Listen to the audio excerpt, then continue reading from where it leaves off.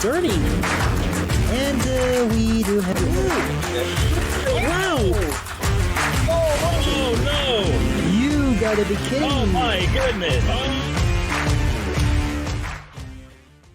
We are 3 races away from the playoffs. From this point onwards, every point counts. And if there's one guy that will love nothing more than to secure a spot in the playoffs, that's our defending champion, Jeffrey Finguy. Fortunately, he has the best seat on the house here at Chicagoland. But to score that all-important win, he has to finish off 54 laps first. And he's got quite a competition behind him. Ladies and gentlemen, welcome to round 20 of the 2025 PSRLA Cup Series. Welcome to the McDonald's 400 at Chicagoland Speedway. Hello everybody, my name is Alex Vitale, and we pretty much ignored the little elephant in the room for a bit too long. So yeah, for the first time we are actually going to talk about the playoff situation. But before we do that, we need to quickly recap what happened in qualifying. And Jeffrey Finguy scored pole position, and I believe that is what is pole position? That's his first pole position of the year. He has got 3 wins on the year, but no pole position. So good job on Jeffrey. At least he's got that one finally off of his checklist. And just besides him is Alexander Rowe. Again, this guy is on his 3rd full-time start for Appalachian Motorsport, replacing Bernardo Oliveira, and it's already showing some really good speeds. But then again, so did Justin Perez, so I guess it's a thing for rookies. But then again, that was like what, the exact same thing with the Grand National Series, with rookies impressing on the first couple of races, and that was an equal rating series. So I guess it's a trend that follows here, even with ratings. But yeah, and of course the rest of the top 10 is pretty much filled with the usual suspects, including Zachary Fitzwater, who's slowly turning into a top 10 driver, at least in terms of qualifying. It actually feels like he qualifies much more better than he does in the race. Let's hope, of course, for his sake, that he can do a good race for his standards. But yeah, and now we need to talk about the playoff situation with 3 races left on the regular season, and need to remind people how the playoffs work. The first 10 drivers will make it onto the playoffs through points, while another 2 drivers will have to make it through the wildcard spot for a wildcard. And if the playoffs started now, Gary Movadell, Roberto Crown Jr., Zane Davidson, Nathan Stapleton, Andrew Williams, Philip Torres, Jeffrey Finguy, Joe Williams Jr., Jonathan Carrison, and Tom Sloan will be the ones in the playoffs due to the top 10 spot. While for the wild card, I think, and I apologize for that, I think with Bryce Egan and Reggie Fogelman with 2 wins, because of the wins. Egan first due to more wins than 2 wins to Fogelman's 1. But I think that would be the wild card for the playoffs. I'm probably wrong, but I'm pretty sure that's the case. And of course, there's only 4 points from the cutoff line, and actually I just noticed that Carrison and Sloan are tied on points as well, so we don't only have a tied for the lead, but also a tied for 9th place right now. So yeah, and speaking of the top 2, I feel like of all the drivers on the top 10, these 2, Movadell and Crown, are essentially the ones that have the playoff spot locked up. And I say this because Jeffrey Finguy, while having 3 wins, he lost 3 places due to the bad result that he had at Road America.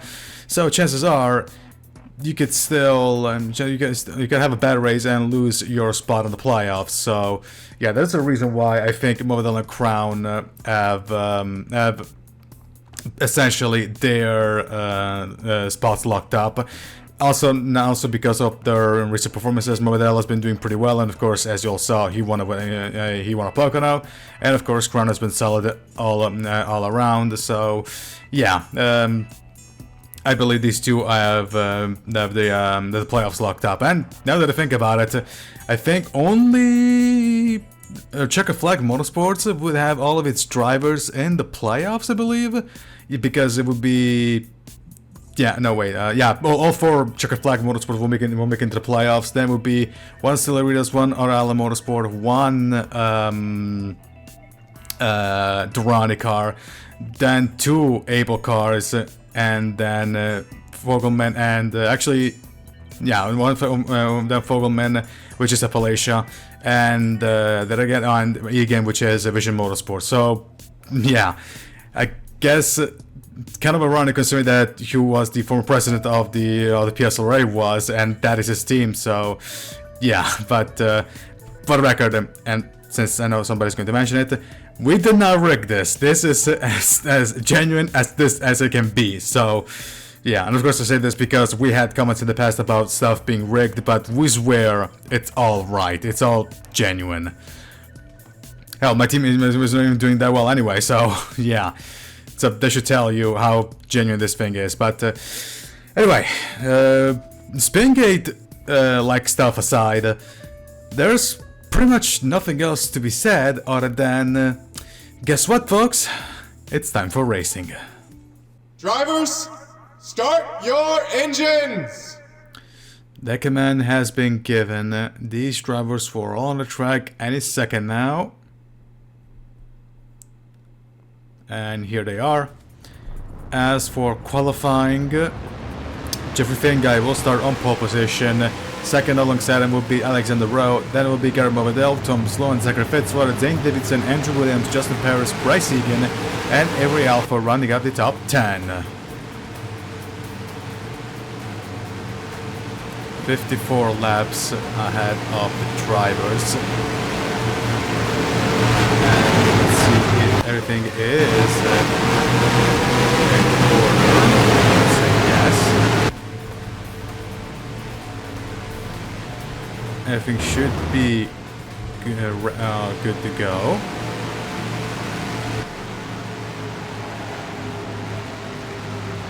Of course, Chicagoland, famous for its quad-oval shape, and the fact that the backstretch isn't really a stretch, it's not straight at all, actually.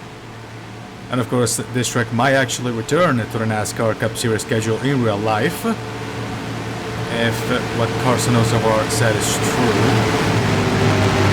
And actually, I think we got one DNF already, but we'll see a little bit. As the race gets closer to the pits, the guys are going to cross the Zagaku restart zone, and green flag is in the air. We're away at Chicagoland.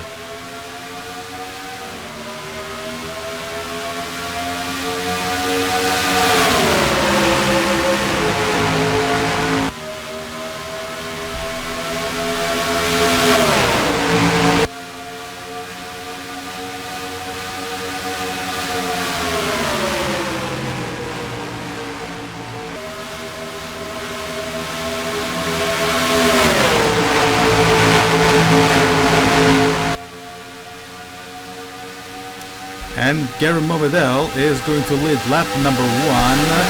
Still struggling to clear Jeffrey Finguy, still side by side. Alexander Rowe is in third. Finguy's teammate second is dealing with Zane Davidson in the meantime. As these two guys are still side by side. There goes Tom Sloan on the outside, on the inside of Alexander Rowe into 3 and 4. Helped by Fitzwater, but Rowe should have the better line on the outside. So this Finguy clears the 1 car, so Finguy will remain on the lead. As Alford is going to try and overtake Fitzwater and almost make it 3 wide with Sloan, Fitzwater, and Alford. And now they're actually going to make it 3 wide as Davidson tries on the outside to overtake Alexander Rowe for third. But no, still too wide. They're far bad of it. Sloan is ahead of the Australian driver. In the meantime, it feels like these two are sort of pulling away from Alexander Rowe, but I could be mistaken. And actually, there is the 3 wide I was talking about. Alfred, Fitzwater, and Sloan. There goes Perez. He made contact with Andrew Williams. Andrew Williams actually went wide, and that allowed Gutierrez to go, and that forced Gutierrez to go wide. But in the meantime, side by side between Alfred and Sloan, 2 Chevys. Renault, it's Ford, Chevrolet, and Ford. The top 4, there goes Davidson on the inside of Rowe. This for fourth. As Finguy has led lap number 4 is for lap number 5. The Suicide on the side as our Alfred and Swan. But Rowe still has the advantage, as does Sloan. Sloan should be able to clear the 2-3 car. The same cannot be said for Alexander Rowe. Davidson is still there, he's not giving in. Sloan does clear indeed Alfred, so Sloan is in 5th. As they're still battling side by side, these two guys, as Fitzwater might fancy a move on Alfred. It goes to the outside, there goes Movidel for the lead on the inside of Finguy into the interest of 3 and 4. And Davidson is going to check once again to take first place from Rowe. Still side by side, but Finguy is going to shut the door on the Polish driver. Finguy leads one more lap, as Davidson simply cannot go past the 59 car, as they're going to make it 3 wide. Sloan, Alfred, and Fitzwater once again, because Sloan went wide, as Alfred should be able to defend from Finguy. And then there is Stapleton behind, dealing with last week's winner in Angel Gutierrez, which was, by the way, a very impressive win for Gutierrez. I know I said this already, but it has to be said again. It was a really good late charge from Gutierrez. But in the meantime, let's focus up front. Movidel is on the inside of Finguy, as Rowe manages to clear. Manages to clear. Davidson almost came in contact with Movidel. Rowe is gonna try himself to actually get to 2nd place. Let's see if this is actually going to help Finguy in any capacity. But in the meantime, these three are still battling for what would be 5th place. So yes, 5th place. Alfred, Fitzwater, and Sloan. But in the meantime, Movidel is still battling with Alexander Rowe. Alexander Rowe should have taken 2nd place. The outside line looks to be the better line right now. It's stuck in a clear. Stuck on clear, there we go. Rowe clears Movidel, but Movidel's still there, so not exactly cleared him. No, he did clear Alexander Rowe after 2nd place. And now it looks like Movidel's going to lose yet another spot, this time to Zane Davidson. And in fact, he does. Zane Davidson ends up in 3rd. And attempted that timid move on Rowe. But in the meantime, Finguy is not pulling away. He still leads, but hasn't taken advantage of the battling between these guys to pull away a little bit. But in the meantime, now we got a 5-car battle for what would be 6th place. There's Sloan, there's Perez, there's Williams, there's Stapleton, there's Fitzwater, and looks like Gutierrez might join in on the front too. As Davidson goes side by side with Rowe, as Finguy leads one more lap. Lap number 11 is complete. It begins lap number 12. And now they're almost going to make it 3 wide. Rowe goes up high on the banking, almost 3 wide, but Movidel thinks better of it. And Davidson is going to lose 3rd place from Movidel, and Movidel is going to fancy a move. This will love the fancy move on Alexander Rowe, but they're a bit too far away. No, he's still there actually. I'm actually make the move stick. In the meantime, Finguy is still unable to pull away from this trio, despite all the infighting they're doing. Movidel goes up high, and he's going to clear both Davidson and Rowe. So Movidel left in 2nd place.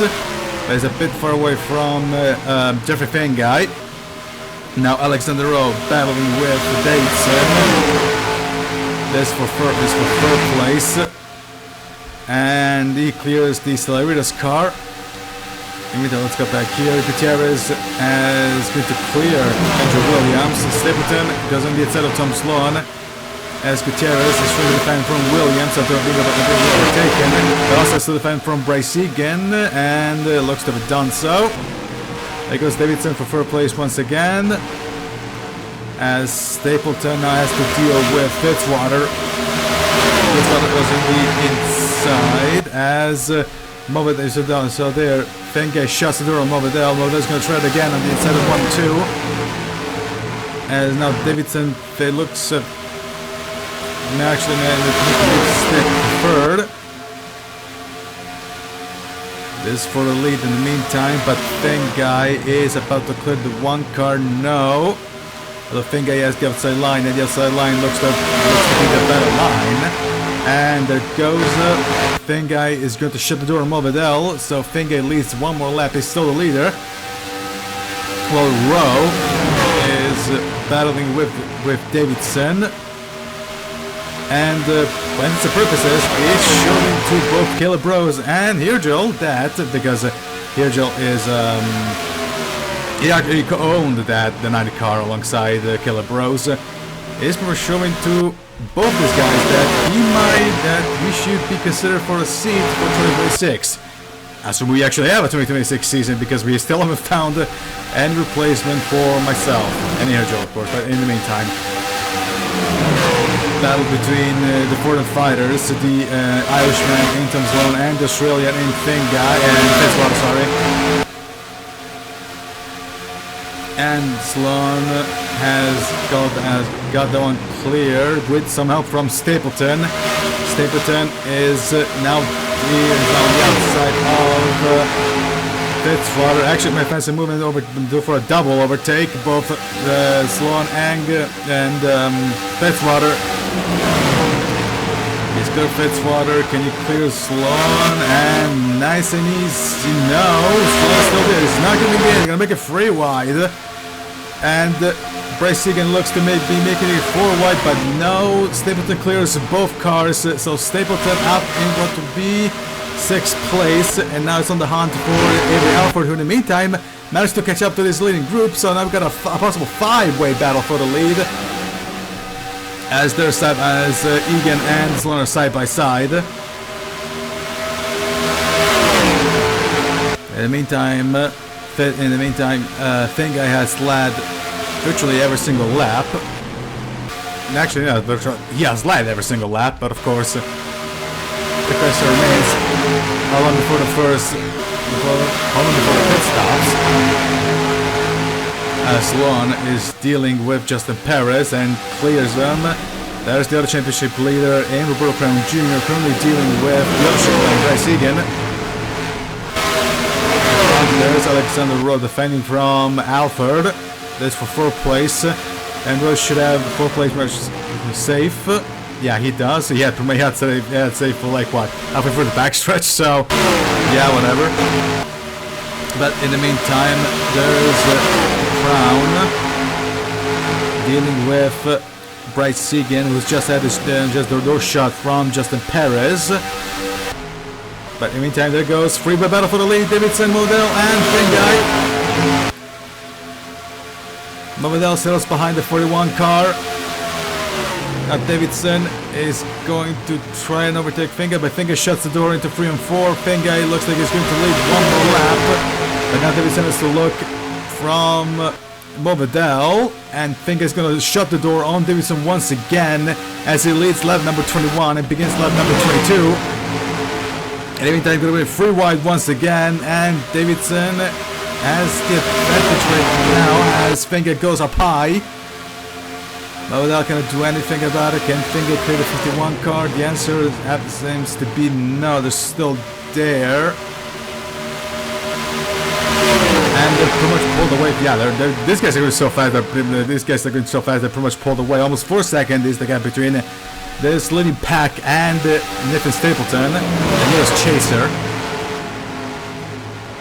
But in the meantime, Davidson is still battling with Finguy for the lead. Finguy in search of his 4th win of the season and more of a safe cushion for the playoffs. Although Davidson looks to be pretty much should have the he's gonna have 1st place unless Finguy has anything to say about it, and the answer looks to be no. Davidson looks to have cleared the 41 car. In fact, he did. Davidson up into the lead of the McDonald's 400. And now Finguy has to watch himself from Morvedel, and Avery Alford. And now Zane Davidson finally breaks the streak of laps led by Jeffrey Finguy to lead his first lap of the race. But in the meantime, right behind them, almost 4 seconds behind them, Stapleton is dealing with Fitzwater. They make this together than each other for the entire race. As Sloan is battling it with Crown.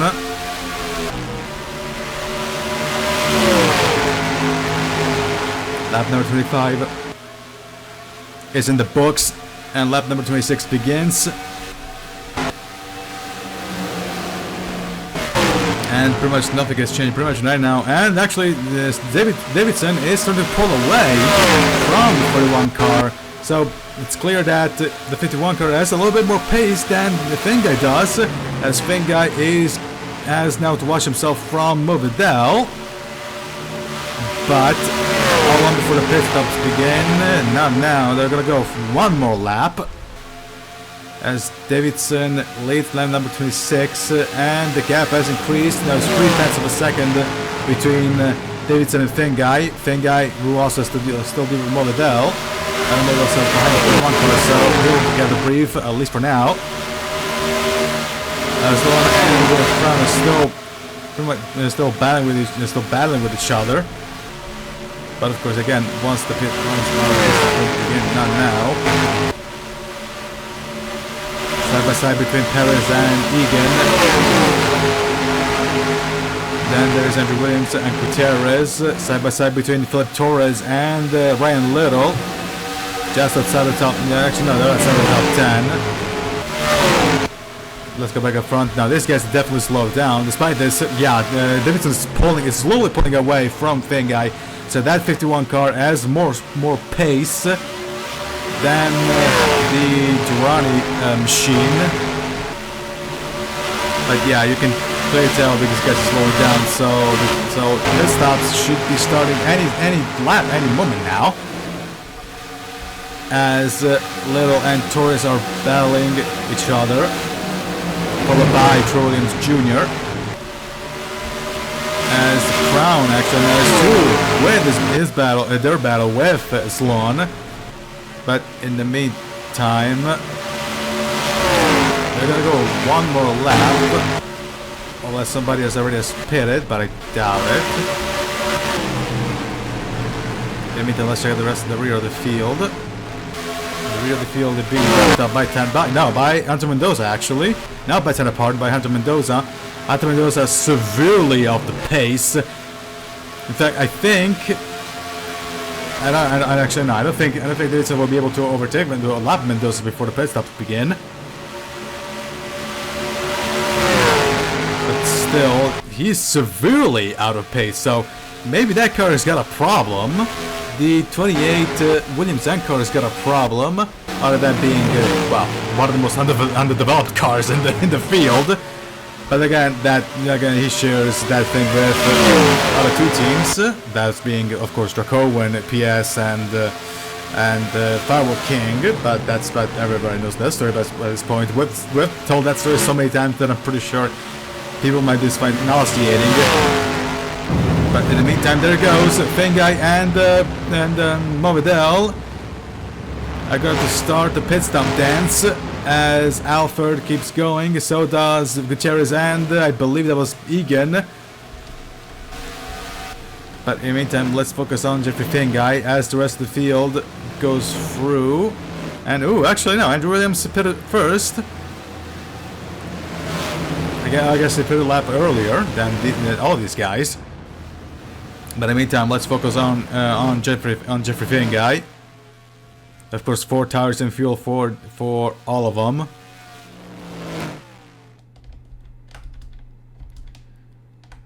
And Crown finishes first. Then it will be Stapleton, but Finguy is going to win the battle of the pit road. Second is Morvedel.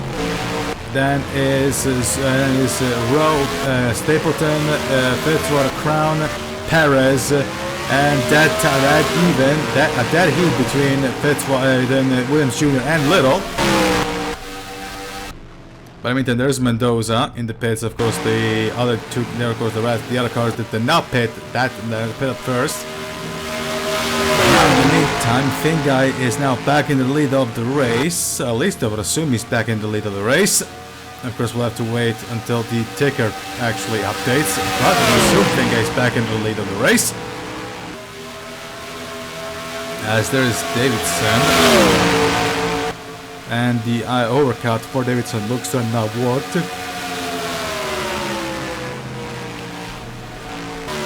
But in the meantime, let's see what the ticker says. But I would say Finguy is leading. And the survey says, yep, in fact he's leading, but not for long because there goes Morbidelli on the inside of Finguy. Finguy goes up high into two. Into the backstretch as Mendoza is going to leave the track. Now they got a bunch of lap cars ahead of them. First is William Ayers because they just got past Hunter Mendoza. And of course, if these guys actually catch up to the lap cars, we're gonna have an interesting 20 laps. As Finguy completes lap number 35, we are 20 laps left here at Chicagoland. So Finguy leads, second is Morbidelli, then is Zane Davidson, then is Alexander Rowe, Nathan Stapleton, then is Avery Alford, Andrew Williams, Rudolph Brown Jr., Zachary Fitzwater, and Justin Perez, top 10. But anything, let's go up front, and these two guys have pretty much catched up to William Ayers. Of course, it depends if Ayers is gonna make a easy job to make lapping himself easy for these guys, which is something that Hunter Mendoza is not doing to Davidson. So at least good thing that they managed to clear him before we joined the track. As Finguy is going to have the door shut on William Ayers. Let's see if Ayers is going to make it easy for Finguy to pass him. Ayers goes up high. And now Morbidelli is going to try to use the drive from Ayers to possibly slingshot past the 41 car. But that doesn't look to be the case. And now Finguy has to deal with one more lap car, that being of Tanner Parton, as he lapped William Ayers. Morbidelli is still struggling. Finguy using the draft, a bit of bump drafting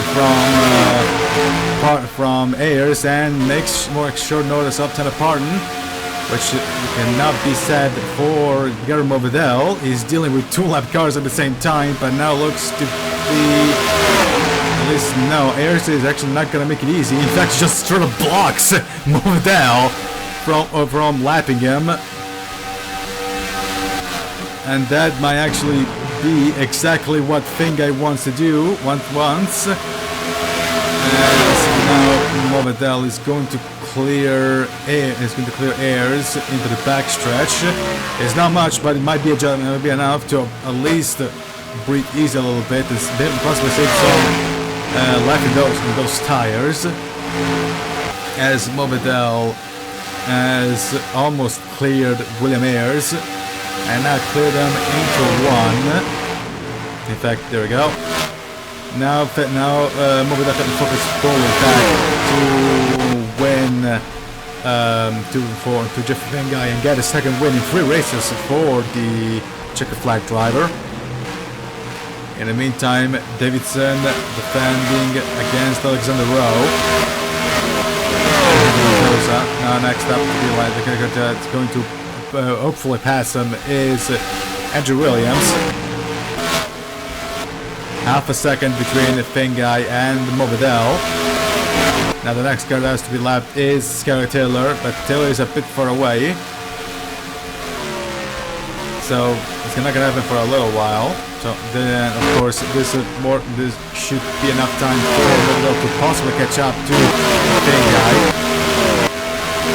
In meantime, we actually have a battle. In the meantime, there's a battle of that's actually for position. This is for 8th place between Fitzwater and Crown. Crown currently holds 8th, and in fact, Movidel actually catch up 2/10 from Finguy. There's one a little battling with Trilliums Jr. and Prayseeker right behind them. And considering that the next car in line is St. Davidson, pretty much Sloan is in the pits. Sloan is in the pits, unscheduled pit stop, so definitely a problem for the Irish driver, for the free car of Able Motorsports. And let's see what's going to happen.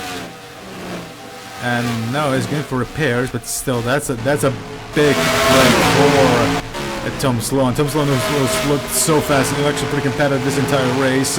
Now, major heartbreak for in the meantime. Actually, what happened just there? Oh no, never mind. Oh no, never mind. These guys are going. These two guys are going that fast.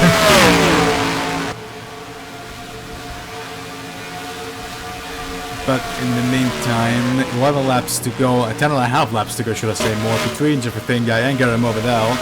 2.5 seconds is the gap between Davidson and the leading duo. So pretty much the win will be a two-way affair between these two, as Finguy crosses the line. 10 laps to go left here at Chicagoland, and Finguy has almost caught up to Sky Taylor. There's Sloan leaving the pits. Sloan should be at least 2 laps down. In fact, he is 2 laps down.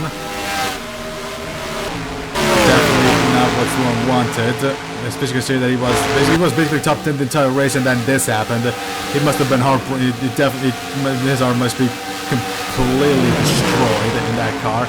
But in the meantime, Movidel has lost a bit of ground from Finguy, just a 10th, as Finguy clears Skylar Taylor. Can Movidel do exactly the same? At least with a little bit more difficulty. 2.7 seconds is the gap between Movidel and Davidson. Davidson is slowly pulling away from Alexander Rowe. Alexander Rowe is now dealing with both Stapleton and Alford, as Stapleton clears the left car of William Ayers. And now Movidel has cleared D58 of Skylar Taylor, and Finguy's got to deal with the car that he saw plenty of times on his rear view mirror for virtually this entire race, and now he's got ahead of him. As Finguy was just going like triple the speed as you saw there, but so that problem must have been, and that actually caused Movidel to go for the lead. It might have cut up Finguy. The different speed might have caught Finguy by complete surprise, but the answer is no. In fact, Finguy still keeps the lead. Movidel was actually caught up by the severe lack of speed in that pretty free car, as Finguy leads lap number 38 and begins lap number 39. Only 1/10 separating these two, as Davidson has got a 4-way battle for third place. Davidson, Alford, Rowe, and Stapleton, they're battling for third place. But in the meantime, Finguy is going to make it 5 laps to go. Next targets are Aubrey Gardner and Joshua Neely, Skylar's teammate, but I doubt they'll be quick enough to catch up to them. Now with 5 laps to go, at least. As Rowe goes up high, and Davidson is going to defend third place. Now Rowe's got to watch himself from Alford. On the inside of the back stretch into 3 and 4. Can Alford make the move for 4th? Actually, Alford might fancy move making for 3rd, but Davidson's gonna shut the door on him. He's gonna start lap number 51 and 4th at least, unless Stapleton has anything to say about it, and he does not. In fact, he's gonna lose the place to Rowe. as both Rowe and Alfred are going to attack Davidson. Davidson is going to slow down to avoid crashing into Davidson. Side by side, in the meantime, Josh O'Neill goes into the pits. So, problems for him as well, I would assume. Now we go past Harvey Gardner. Oh, these two guys actually... Ooh! And we missed the pass for the lead. well, great. With three laps to go, Gary Movadell is now the leader of the race of the McDonald's 400. We missed the pass for the lead. But now Finguy has only 2 laps to try and mount up the charge to get first place away from Movadell. And time is running up fast. So I would assume these two guys were a bit too slow for two drivers. Two drivers were too much for Finguy to deal with. And Movadell took that advantage in style. And Finguy is running out of time because Movadell is going to start the final lap on the lead. White flag, 1 lap to go here at Chicagoland. And for the second win of Gary Movadell, there goes Finguy on the inside for 1 and 2 into the backstretch. Does Finguy have the straight line speed? And looks like he has. And Finguy is going to clear Movadell in the middle of the backstretch. Does Movadell anything to say about it? And the answer is no. He's actually going to pull back. He's going to drop down. He's going to pull down. He's going to lose. And Jeffrey Finguy, with a last lap pass, is going to win at Chicagoland. And makes it 4 for 2025. And Movadell, he had it he was so close to get his second in free, but unfortunately the outside line was just too good today, and he has to settle for second place once again.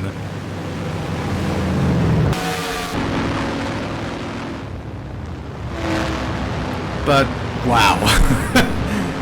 That almost made it up for almost the entire race, actually, honestly. But yeah. And now with this, Finguy should pretty much have this playoff spot in order. And of course, as we stated plenty of times, nobody wants to win this championship more than Jeffrey Finguy because of the big... Ooh! Okay, a bit of a moment between Finguy and Movadell. But Jeffrey Finguy is going to win. He has won the McDonald's 400. Second will be Gary Movadell. He had it until half a lap to the finish, and then Finguy got one through, but still great effort from Movadell. Then it will be Ellery Alford in third. Alexander Rowe, shout out to Alexander Rowe, 4th place in his third start, full-time start for Appalachia. Great result. Nathan Stapleton is going to round out the top 5. Zane Davidson goes to 6th, so he lost his podium spot both because of the lap cars of Neely and Aubrey Gardner.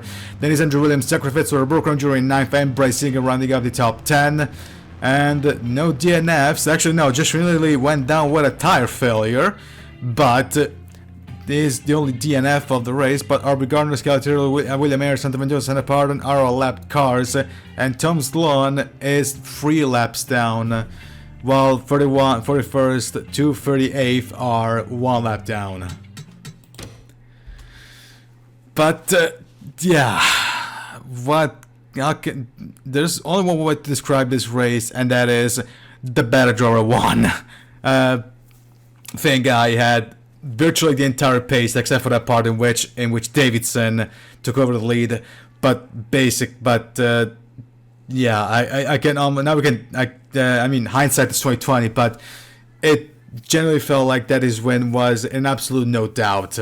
So yeah, if this was Formula 1, then, I mean, it would be Formula 1 Grand Chaland because he didn't lead every single lap, but still, that is a very dominant drive from Jeffrey Finguy, and as we stated time and time again in this entire year, there's nobody who wants to win this championship more than Finguy because of that big asterisk from the that is in the record books for the 2024 season, because we need to remember, because I think we have made it pretty clear, the 2024 season was cut short. All the Cup Series, the Grand National Series, the Truck Series, and even the Pro Series, if you remember that, were all cut short before the actual schedule ends. And Finguy was leader of the championship, was leader of the playoffs when the decision was made to stop the season. So yeah, this, as I said, this should possibly clinch the. To at least give a big cushion to Finguy for the playoffs. But naturally, we are only 2 races now. We're 2 races away from deciding the field. But at this point, I feel we should have 3 drivers whose playoff spots are pretty much safe and sound. But yeah, and speaking of the championship standings, let's check them out, shall we? And we're back here at Chicagoland Speedway for the McDonald's 400 that has just finished. As for the championship standings, Garrett Movedell now takes full championship lead, 8 points clear of Robert Crown Jr. Zane Davidson takes sole lead of the championship, actually. Zane Davidson is in 3rd, Nathan Stapleton is going to be 4th, Andrew Williams is 5th, Jeffrey Finguy jumps up 1 position and now in 6th with 4 wins, the winningest driver in 2025. That will be Philip Torres in 7th, Andrew Williams, Terrell Williams Jr. in 8th, Leonard Koshmar in 9th, and Zachary Fitzwater in 10th. So right now, Koshmar and Fitzwater will be in the playoffs if the championship and then if the playoffs start now. And for biggest loser, I'd say that the biggest winner are, of course, Koshmar, Fitzwater, and Justin Perez, who now jumps to, all 3 have jumped 2 positions. And the biggest loser, I want to say, actually no, Alexander Rowe Alexander Rowe also jumped 2 positions, is now in 40th. I mean, again, nowhere near the playoffs, but still. And the biggest loser is Tom Sloan, who lost 4 positions and is now in 13th place and out of the playoffs because no wins to his name. But yeah. This is, I said everything that has to be said right before we show the championship standings. At the end of the day, the best car won, so there's really nothing else to be said. I mean, actually, to be fair, but all the 3 wides that we've gotten, I'm surprised that we actually managed to finish this race completely with caution free, completely caution free. So I guess this is actually, this should be I guess this can be called a surprise, because I was expecting at least a yellow flag or 2, but no, we got this race flag to flag with no cautions. So yeah, very impressive stuff from the field. But yeah, there's pretty much nothing else to be said other than this has been a special presentation of the 2025 PSRLA Cup Series for the PSRLA Network. I'm Alex Vitale, and see you next week for round 21 of the championship, the Persona 4 Revival Grand Prix California at Willow Springs. So long, everybody, from Chicagoland. Congratulations again to Jeffrey Finguy.